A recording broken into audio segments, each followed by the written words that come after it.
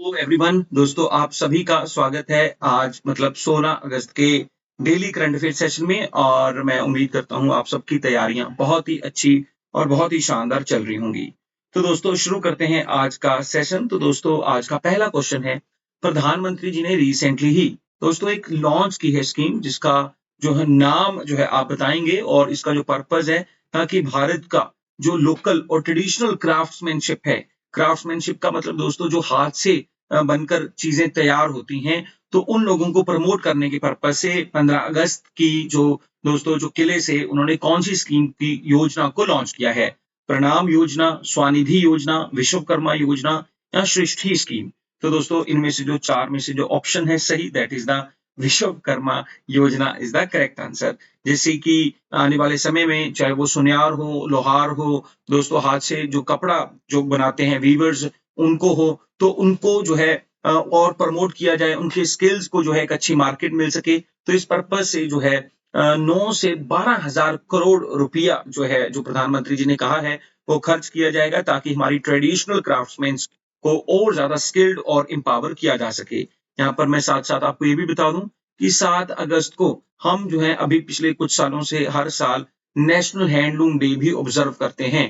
और दोस्तों इस साल जो है विश्वकर्मा डे जो है वो 17 सितंबर को जो है सेलिब्रेट किया जाएगा, जिस दिन विश्वकर्मा स्कीम को जो है ऑफिशियली तौर पे प्रधानमंत्री द्वारा लॉन्च किया जाएगा। तो दोस्तों 15 अगस्त की स्पीच से जो है ये घोषणा प्रधानमंत्री नरेंद्र जी मोदी जी ने की है। फिर आज का जो दूसरा जो क्वेश्चन है वो है कि रिसेंटली एक बिल इंट्रोड्यूस किया है लोकसभा में, ताकि दोस्तों ब्रिटिश टाइम पीरियड से चलते आए कई सारे कानूनों में बदलाव लेकर आया जा सके। तो आप बताएंगे इनमें से कौन सा बिल है। इंडियन पीनल कोड जिसे हम आईपीसी बोलते हैं, कोड ऑफ क्रिमिनल प्रोसीजर, या फिर एविडेंस एक्ट, या फिर दोस्तों ये चारों ही इस प्रश्न का सही उत्तर है। तो अगर हम इस प्रश्न के उत्तर की बात करें तो दोस्तों डी, तीनों ही बिल्कुल सही दोस्तों इनके उत्तर हैं। तीनों में काफी सारे बदलाव और इनका भी नाम बदल दिया गया है। इंडियन पीनल कोड की बात करूं तो 1860 में ये आया था, और दोस्तों अब इसका जो नाम है वो भारतीय न्याय संहिता रख दिया गया है। इसके अलावा क्रिमिनल प्रोसीजर कोड 1898 में आया था, जिसका नाम अब भारतीय नागरिक सुरक्षा संहिता रख दिया गया है। और इंडियन एविडेंस एक्ट दोस्तों जो कंपनी के टाइम पीरियड में 1872 में आया था, इसका नाम बदलकर भारतीय साक्ष्य अधिनियम रख दिया गया है। और दोस्तों कहा गया कई सारे ऐसे शब्द, जैसे मान लो दोस्तों किंग है, कोलोनियल रूल है, पार्लियामेंट इन द यूके है, बहुत सारे शब्दों को खत्म करके दोस्तों अब उसमें कई सारे चेंजेस भाई आज के टाइम पीरियड के हिसाब से, जैसे दोस्तों कई सारे ऐसे कानून हैं जो जिनसे वुमेन एम्पावरमेंट या क्रिमिनल्स को सख्त सजा, तो बहुत सारी नई चीजें जो हैं इस आईपीसी, सीआरपीसी या एविडेंस एक्ट में जो हैं वो इंक्लूड की गई हैं। और हमारे जो गृह मंत्री हैं अमित शाह, उन्होंने इसे लोकसभा में रिसेंटली इंट्रोड्यूस किया है। अभी देखना होगा दोस्तों इसे कितना समय लगेगा इस बिल को पास होने में।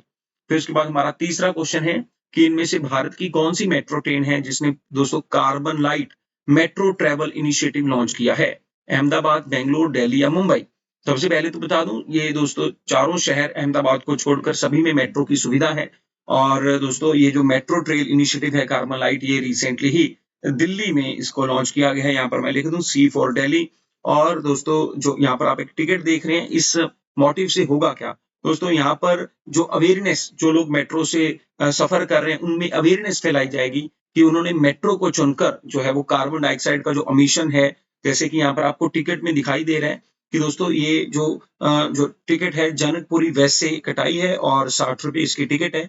और इसमें कहा गया कि भाई अगर आपने ये टिकट खरीदी है तो इससे 840 ग्राम जो कार्बन डाइऑक्साइड का एमिशन है आपने सेव किया है। और दोस्तों मेट्रो में लोग सफर करें इसके लिए एनकरेज किया जाएगा। और दोस्तों क्योंकि भारत का टारगेट है कि हमें अपने देश को 2070 तक कार्बन न्यूट्रल करना है, तो उसी प्रयास में भाई भारतीय रेलवे, कई सारी पब्लिक सेक्टर यूनिट्स, सरकार अपने प्रयास कर रही है। और दोस्तों जो डीएमआरसी है, दिल्ली मेट्रो रेल कॉर्पोरेशन है, उसका ये प्रयास है जिसको नाम दिया गया है carbon metro trail travel initiative का। यहाँ पर मैं जल्दी से बता दूं भारत की दोस्तों पहली मेट्रो जो है 1984 में कलकत्ता में जिसकी शुरुआत हुई थी। और आज भारत के कई सारे शहरों में जो है मेट्रो ऑलरेडी शुरू हो चुकी है। और भारत का मेट्रो मैन है दोस्तों वो एक हमारे केरला के इंजीनियर थे, ई श्रीधरन। उनको जो है भारत का मेट्रो मैन भी कहा जाता है, क्योंकि दिल्ली मेट्रो में बनाने में इनका योगदान बड़ा ही अहम था। फिर उसके बाद हमारा जो फोर्थ क्वेश्चन है वो है कि भाई उत्तर प्रदेश दोस्तों अपना जो है अपना इंडिया का सबसे बिगेस्ट आईटी हब जो है वो कहाँ पर स्थापित करने जा रहा है, कानपुर, गोरखपुर, नोएडा या लखनऊ।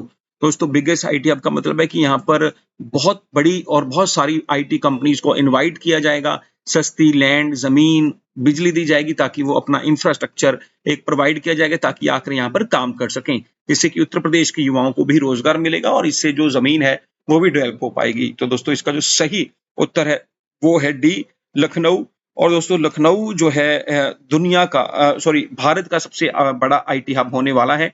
साथ ही साथ बता दूं दोस्तों, ये जो बड़े आईटी जो हब हैं जहां पर बनते हैं उन शहरों को मैग्नेटिक सिटी के नाम से है जाना जाता है। और दोस्तों भारत में ऑलरेडी अगर मैं मैग्नेटिक सिटी की बात करूं तो टोटल 7 हैं और लखनऊ जो है इसके साथ ही जो है वो 8वां जो है भारत का मैग्नेटिक हब जो है वो होने वाला है, मैग्नेटिक सिटी होने वाला है।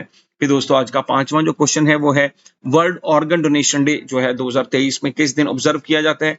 11 अगस्त, 12 अगस्त, 13 अगस्त या 14 अगस्त? तो दोस्तों इसका सही उत्तर जो है वो 13 अगस्त है।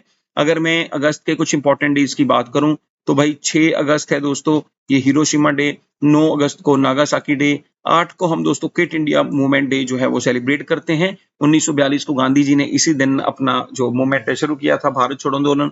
इसके अलावा दोस्तों आजकल हम 14 अगस्त को जो है वो पार्टीशन रिमेम्बरेंस डे भी जो है सेलिब्रेट ऑब्जर्व करते हैं।